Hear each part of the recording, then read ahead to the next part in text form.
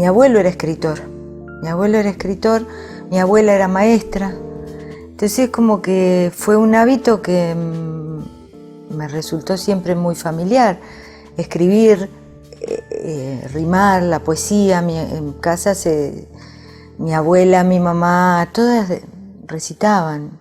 Siempre leí los libros que había en casa y en la casa de mi abuela, siempre hubo poesía, entonces la poesía para mí es familiar desde siempre. Cuando me fui a Buenos Aires, a la vez de hacer el traductorado, iba a talleres de escritura que empezaban en los 80 en Buenos Aires. Entonces iba a lo de Grillo de la Paulera, un traductor y escritor, muy buen escritor, que no se preocupó nunca mucho por publicar, pero que nos presentó ese mundo fascinante de la literatura de otra intensidad, digamos, ¿no? Con cierta sutileza, sensibilidad. Con él conocí a Dylan Thomas, porque él tenía grabaciones de Dylan Thomas en cassette. Cuando yo lo escuché quedé fascinada.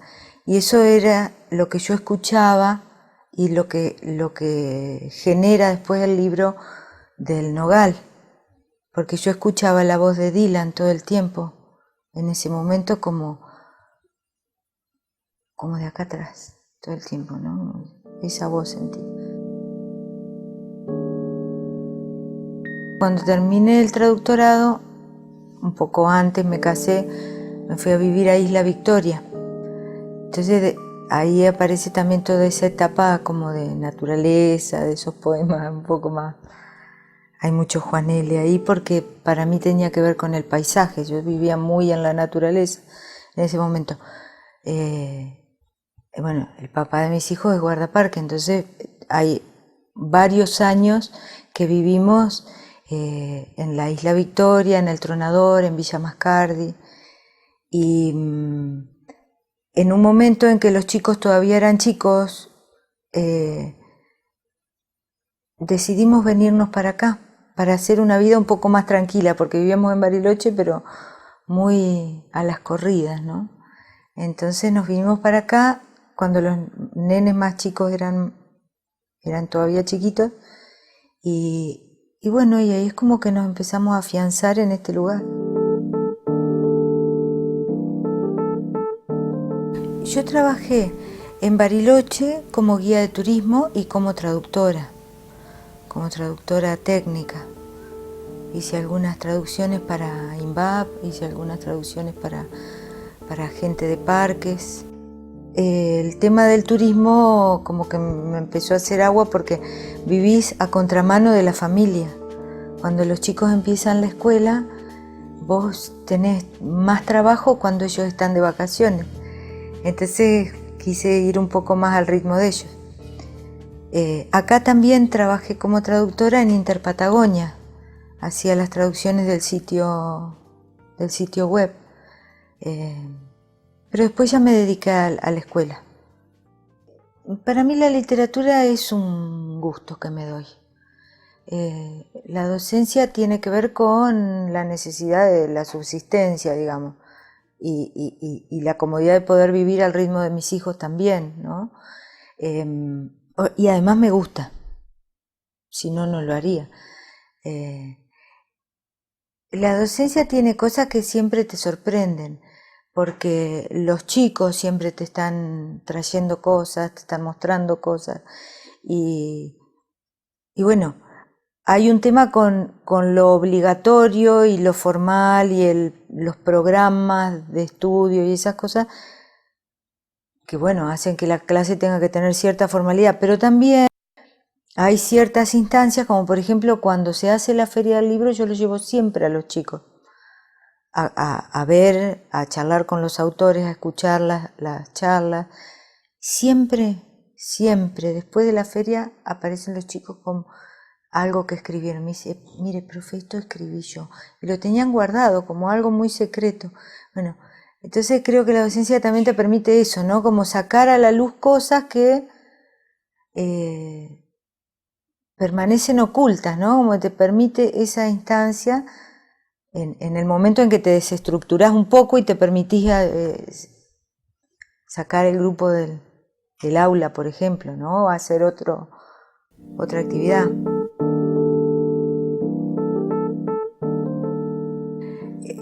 Yo venía con nombres de personas que trabajaban en talleres en esa época, que era el nombre de Luisa Pelufo. Pero Luisa tenía un taller que ya estaba armado, entonces no pude ingresar. Además yo vivía medio tras mano, no era fácil el viaje en ese momento. Pero al poco tiempo empezó Graciela Cross con los talleres de escritura en la Escuela de Arte La Llave. Entonces empecé a ir a los talleres de Graciela. Ahí ya vivía en El Tronador, entonces yo viajaba una vez por semana para hacer los talleres con ella. En ese momento en Bariloche había un grupo interesante que hacíamos cosas y nos divertíamos bastante, la verdad que estaba bueno. Yo trabajaba, después empecé más a trabajar con Lionel Rivas, que era mi compañero de lectura y era mi maestro también. Ya cuando vivía en Mascardi viajaba una vez por semana a pasar la tarde con Lionel hablando de poesía, leyendo poesía, armando las lecturas, porque después leíamos en los bares, en la calle, fuimos a la fiesta del lúpulo en un colectivo muy divertido. A mí me pasaron a buscar por Mascardi y ya venían reenfiestados desde Bariloche, así que imagínate, llegamos a leer en el escenario la fiesta del lúpulo en el Bolsón. Estuvo bárbaro, re divertido. Y bueno, ese tipo de cosas estaban buenas. Después con Viviana Sieva también trabajé bastante. Y bueno, ella hizo las ilustraciones del primer libro publicado mío de poemas. Y en el año 91 me fui a Paraná. Y ese año Viviana y Lionel y también Claudio Chevar y Roberto Navarro, dos músicos que nos acompañaban siempre en las lecturas de poesía, vinieron a Paraná. Y entonces armamos un poco en Paraná lo que hacíamos en Bariloche. Ese era nuestro grupo, digamos, nuestro equipo. En el 91, todo el grupo, digamos, con el que trabajamos en Bariloche, vinieron a Paraná a mostrar lo que nosotros hacíamos en Bariloche.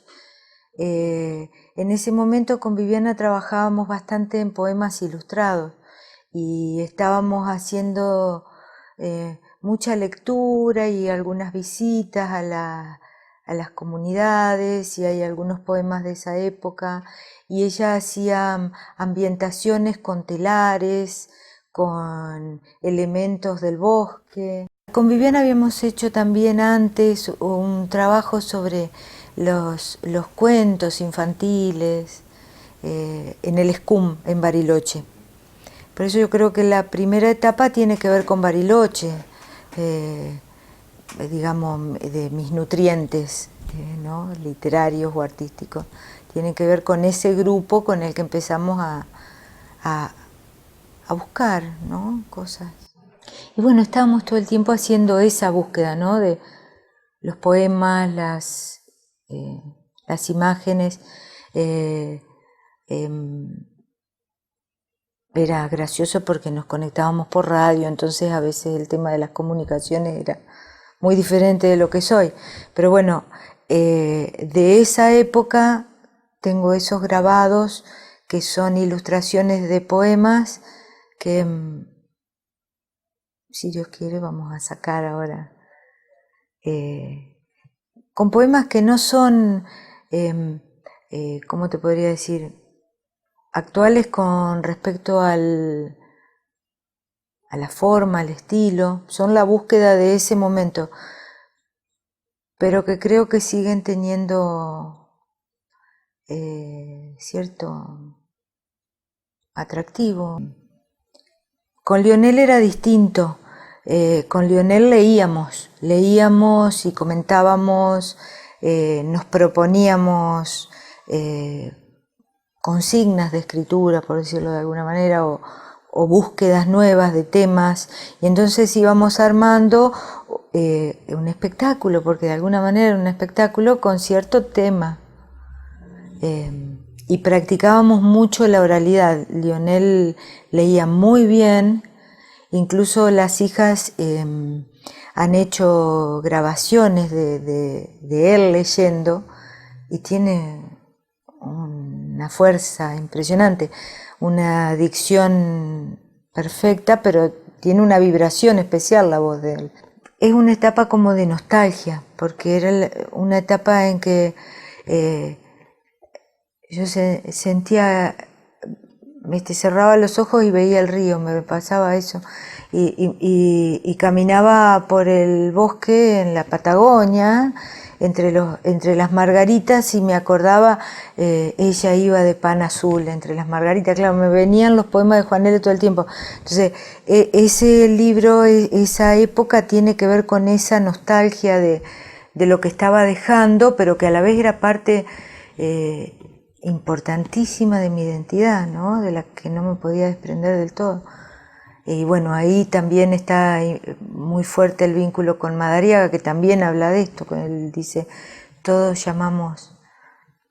No, él dice, no podré salir nunca del hechizo natal. Yo tenía esa sensación todo el tiempo, porque caminaba por la montaña y me parecía que estaba reviviendo las sensaciones que había vivido a través de los poemas de Juan Elio de Madariaga, y estaba en un lugar completamente distinto. Fue un desarraigo elegido, pero se ve que en alguna parte yo necesitaba poner ese sentimiento porque necesité escribir esos poemas. Fue un crecimiento, fue un aprendizaje importante, muy importante.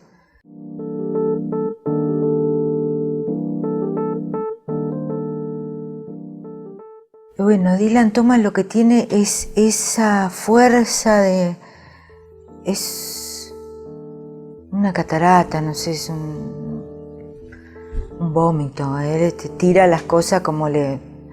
Y bueno, y otra cosa que tiene Dylan Thomas es la voz, ¿no? Uno lo sigue escuchando y parece que está escuchando una orquesta sinfónica, ¿no? La voz de él retumba, tiene una fuerza impresionante.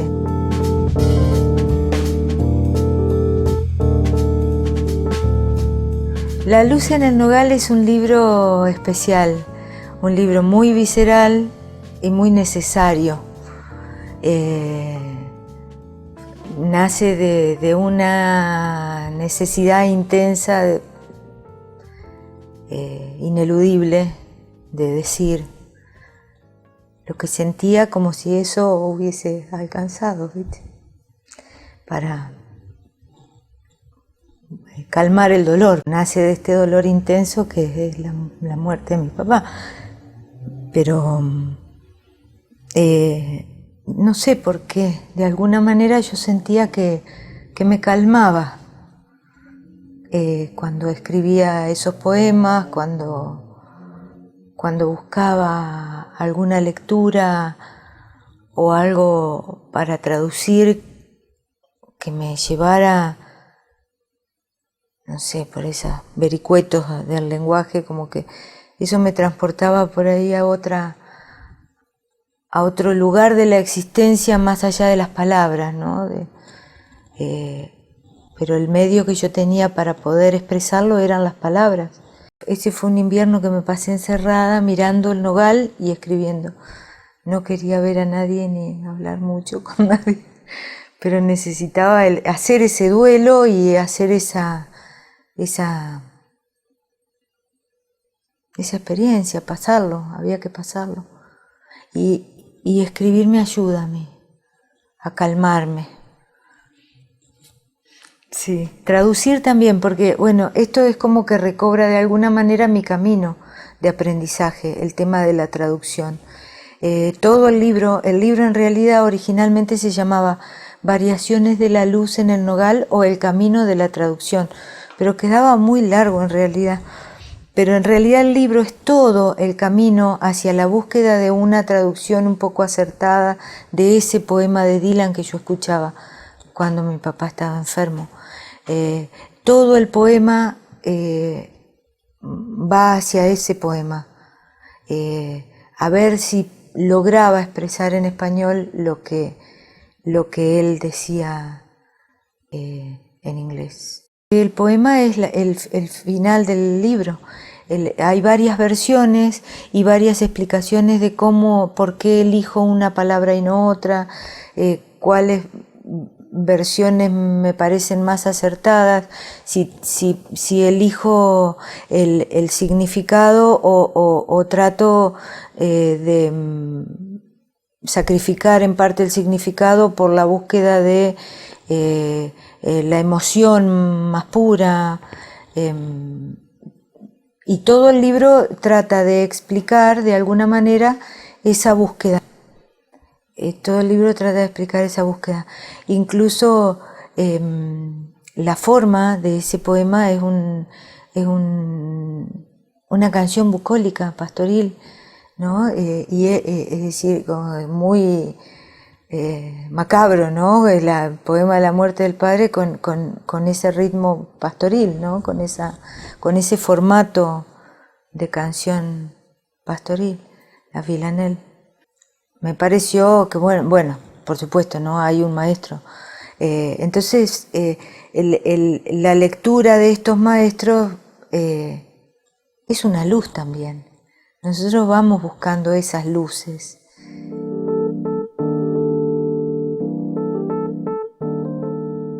La Grieta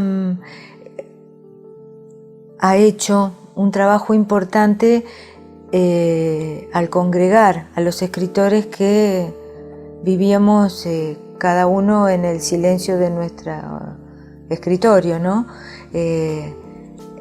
Daniel en eso hizo un trabajo importante al congregar y al producir esto que sigue siendo importante en el difundir el trabajo de los escritores de la región. Incluso se han traído escritores de otros lugares, es decir, esta comunidad en la montaña tiene su costo, ¿no? Vivir en la montaña es lindísimo, pero también hay cosas que quedan lejos. Entonces, bueno, La Grieta siempre hizo ese trabajo de traer la literatura, la cultura, la gente que trabaja por los derechos de las personas a este lugar, traer un modelo de existencia, un modelo de vida y hacer difusión de la gente que trabaja la literatura en serio. Para mí, como la invitación, digamos, a participar de La Grieta, además de ser un privilegio, fue la posibilidad de poder mostrar el trabajo de otras personas que conocí en Bariloche, en el Encuentro de Poetas de Bariloche, que me parecieron valiosísimas, pero que si no fuera por los encuentros de poetas, no te enterás que existen. Entonces, me parecía que había muchas cosas muy valiosas que no se estaban dando a conocer. Mi participación en La Grieta tenía que ver con eso, con hacer difusión del trabajo de escritores que venían trabajando desde hace años y que no tenían una obra conocida públicamente. La Grieta fue el instrumento para presentar a esos escritores.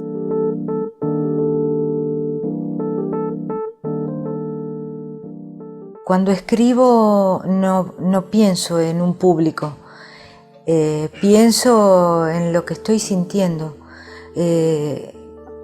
Hay una cuestión hasta física, te diría, de tratar de ver si lo que digo es realmente lo que siento o si me estoy confundiendo. Por eso para mí es muy importante este periodo de decantación del poema o el cuento o lo que sea, porque al retomarlo después de cierto tiempo, la emoción inicial está como lejos Y entonces ahí muchas veces veo que la palabra que usé para decir algo no es realmente la que evoca esa emoción que recuerdo. Bueno, hay todo un trabajo de reescritura. Yo corrijo mucho, como así también hay cosas que salen de una sola vez y quedan, pero son las menos. La mayoría de las cosas están muy corregidas porque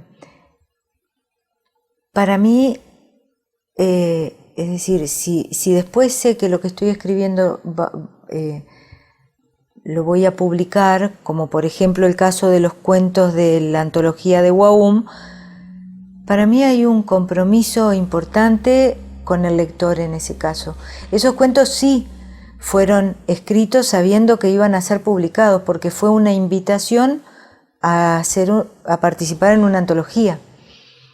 Entonces en ese caso hay un trabajo importante de corrección sucesiva, te diría, de varias correcciones sucesivas.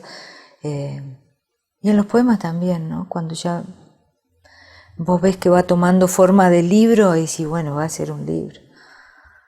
Y empezás a pulirlo de otra manera. Creo que la idea de publicar es que uno puede dar lo mejor que tiene para dar, ¿no? Este momento de luz, de alguna manera, de intensidad, de felicidad o de lo que sea, de poder transmitir una emoción intensa, pero de la mejor manera, si uno sabe que va a ser ofrecido para que otros lo lean, lo cuidas más. Sí, cuando llegué acá a San Martín, en realidad el primer trabajo que tuve como profesora fue en un colegio privado, pero después empecé a trabajar a la noche y entonces vi que mis alumnos eran chicos que hacían un esfuerzo extra para poder terminar la escuela y me pareció que mi lugar estaba ahí. Eso es una elección de vida, también tiene que ver con cómo me siento más cómoda o dónde creo que puedo dar más o dónde es más necesario el conocimiento que yo tengo para ofrecer. A lo mejor tiene que ver con eso, la verdad que no me puse a pensar. Me sentí cómoda, me parece importante hacerlo. Y después tiene muchas gratificaciones. Los chicos son siempre muy afectuosos, agradecidos, es lindo.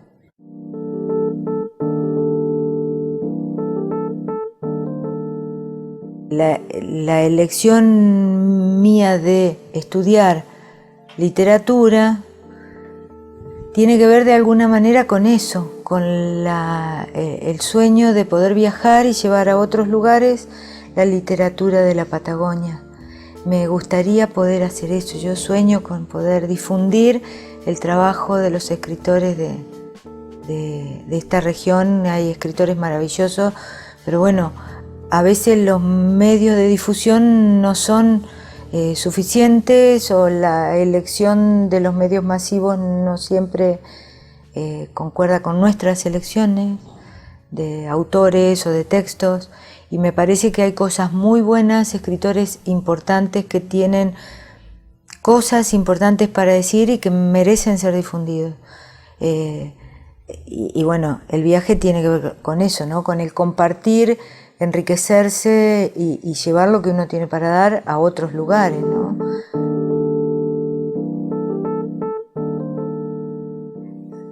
A mí siempre me gustó, por ejemplo, el silencio, mi espacio o la necesidad de encontrar respuestas. Siempre la cabeza me va a mil y muchas veces las respuestas las encontré en los libros.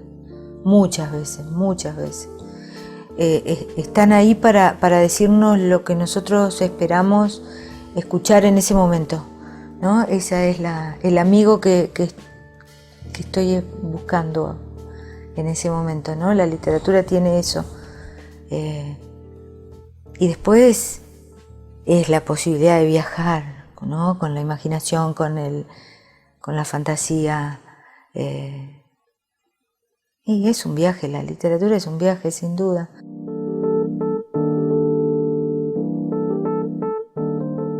Si para algo hablamos o escribimos es para comprendernos. Creo que la luz tiene que ver con eso, la claridad tiene que ver con poder transmitir exactamente lo que estás sintiendo, y que no siempre sucede. A veces creemos que estamos transmitiendo una idea o una sensación y en realidad lo que el otro percibe es otra cosa. Bueno, creo que la búsqueda pasa por ahí, la búsqueda de la luz, la búsqueda de una intensidad, la búsqueda de un brillo en el sentido de renovar lo que vemos, de darle intensidad, de darle un color nuevo, por decirlo de alguna manera. Me gustaría decirles a los chicos, sobre todo, y a los grandes también, a todos, que el que tiene algo para decir, que no se lo guarde. Está bueno escribir. Es un viaje, es una forma de encontrarse, de entenderse. Tiene que ver con poder comprender el mundo, ¿no? Que tanto nos sorprende todo el tiempo. Y es un ejercicio placentero, saludable, divertido desde ya. De hecho, los chicos escriben. Lo que pasa es que no siempre muestran las cosas que escriben, pero los chicos escriben y escriben muy bien. Cuando uno tiene la posibilidad de leer las cosas que escriben los chicos, la verdad que te sorprende. Y empezar de chico está bueno. Empezar de chico en este ejercicio y en la lectura y en el compartir, en el decir, en este andar, ¿no? Está bueno.